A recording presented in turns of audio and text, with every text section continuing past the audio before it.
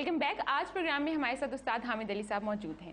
اچھا آپ یہ مجھے بتائیں کہ آپ مزاجن کیسے ہیں؟ آپ نے کئی جگہ پہ کہا مجھے غصہ آ جاتا ہے. وہ مجھے تو اول غصہ آتا نہیں، بہت کم آتا ہے، اور آ جائے تو پھر بہت برا آتا ہے. اچھا آپ کی جو شادی ہے کیا آپ کی دیکھ بھال کی خاندان میں ہوئی کس طرح؟ نہیں جی، میری شادی ارینج میرج تھی میری، اور میرے ماں باپ نے کی.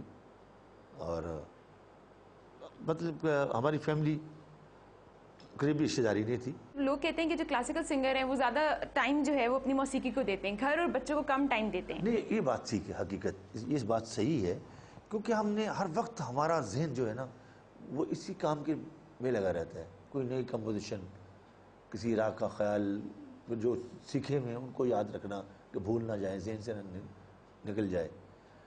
تو وہ یہ ہے، ٹھیک ہے، یہ میں مانتا ہوں اس بات کو کہ ٹائم کم دیتے ہیں ہم. اگر کبھی آپ کی وائف اس بات پہ ناراض ہو جائیں کہ آپ نے ٹائم کم دیا ہے تو کیا آپ ان کو گا کے مناتے ہیں؟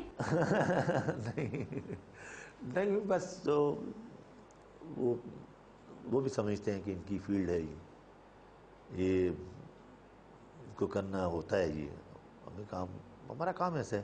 ان سے کیا شوق سے پکواتے ہیں؟ کہتے ہیں آلو گوشت پکا دو. ہاں، مجھے اچھا لگتا ہے آلو گوشت، اور اچھا کھانا پکاتی ہیں.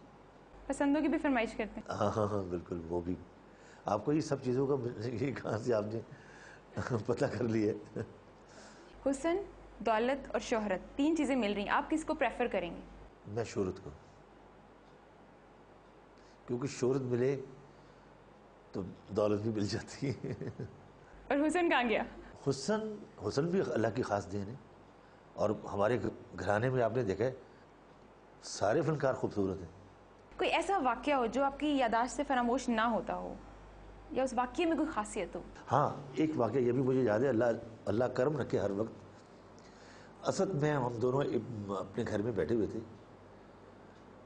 تو جیسے میں نے بتایا کہ اسد ہم دونوں دوستوں کی طرح تھے.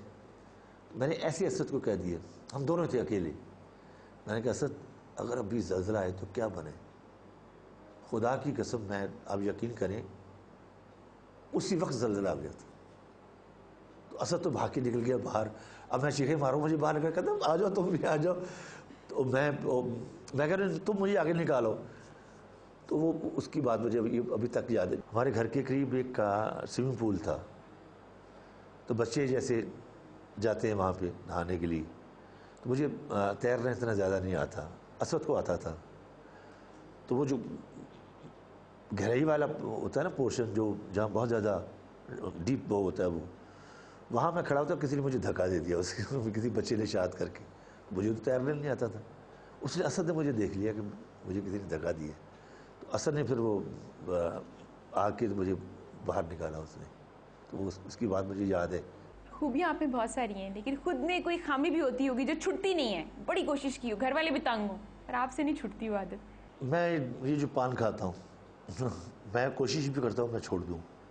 گھر والے بھی کہتے ہیں، حالانکہ یہ کچھ چیز نہیں ہے، لیکن یہ ہے مجھے جھوٹ اچھا نہیں لگتا. اندھیرے سے خوف آتا ہے؟ بہت زیادہ. یہ تو آپ کوئی نجومی تو نہیں ہے کہ آپ نے یہ کیسے یہ بات کو، میں اکیلا سو نہیں سکتا کمرے میں، اندھیرے میں نہیں سو سکتا. جب چھوٹے تھے اکیلے سونا پڑا تھا کبھی؟ نہیں، ابھی بھی مجھے سونا پڑتا ہے. جب ملک سے باہر جاتے ہیں تو ہوٹلوں میں کئی دفعہ میں اکیلا ہوتا ہوں تو میں جھانکتا رہتا ہوں، ٹی وی دیکھتا رہتا ہوں، یہاں یا ریاض کرنا شروع کر دیتا ہوں. جب پھر وہ خود نیند آئے گی تو میں سوتا ہوں. میں اندھیرے سے گھبراتا ہوں. کہتے ہیں کہ کوئی انسان ڈرتا ہے جب کسی چیز سے، کچھ نہ کچھ بچپن میں کوئی بات ہوئی ہوتی ہے، یا کچھ نہ کچھ ہوتا ہے انسان کے سب کانشیس میں، کوئی بات ہوتی ہے. ہاں، ہو سکتا ہے، یہ بالکل صحیح بات. ہو سکتا ہے میں بچپن میں کسی چیز سے ڈر گیا ہوں یا کیا بات ہے. حالانکہ میں دیکھتا ہوں کہ اتنے بچے آرام سے سو رہے ہوتے ہیں اور میں گھبراتا ہوں، یہ کیا چیز، کیوں؟ مجھے آتا ہے، خوف آتا ہے مجھے. کوشش نہیں کی کبھی آپ نے کہ ہٹ جائے، خوف ختم ہو جائے؟ میں کوشش کرتا ہوں، ویسے کافی دفعہ میں کرتا ہوں. لیکن اب دیکھیں پروگرام کرنے کے لیے گئے، اب ہوٹل بھی ظاہر ہے مجھے اکیلے سونا پڑے گا نا. تو میں بس وہ ٹی وی لگا کے میں دیکھتا رہتا ہوں، بس وہ دیکھتے دیکھتے میں سو جاؤں تو سو جاؤں. یا کوئی بلب آن کر دیا؟ ہاں، جو تو اندھیرے میں تو میں ایک एक मिनट नहीं बैठ सकता, घबरा जाता हूँ मैं। पॉप सिंगिंग का जो म्यार है, हमें इस तरह पता चलता है कि फलानी गाड़ी में बज रहा है ऊंचा ऊंचा, तो हमें पता चलता है कि लोग कितना सुन रहे हैं। क्लासिकल म्यूजिक को लोग किस तरीके से जज करते हैं? नहीं, क्लासिकल ऐसा हो नहीं सकता, वो नहीं होगा ऐसा, वो कभी भी नहीं होगा कि जैसे आजकल डेक लगा के बड़ी बड़ी आवाज़ों में, तो वो नहीं होगा। अच्छा, आपने एक जगह कहा कि आप चाहते हैं कि क्लासिकल मौसीकी को प्रिजर्व करने के लिए कहीं इसको एज अ सब्जेक्ट पढ़ाया जाए। हाँ, अगर ऐसा हो तो बड़ी अच्छी बात है कि स्कूलों में, कॉलेजों में, यूनिवर्सिटी में इसका एक सब्जेक्ट होना चाहिए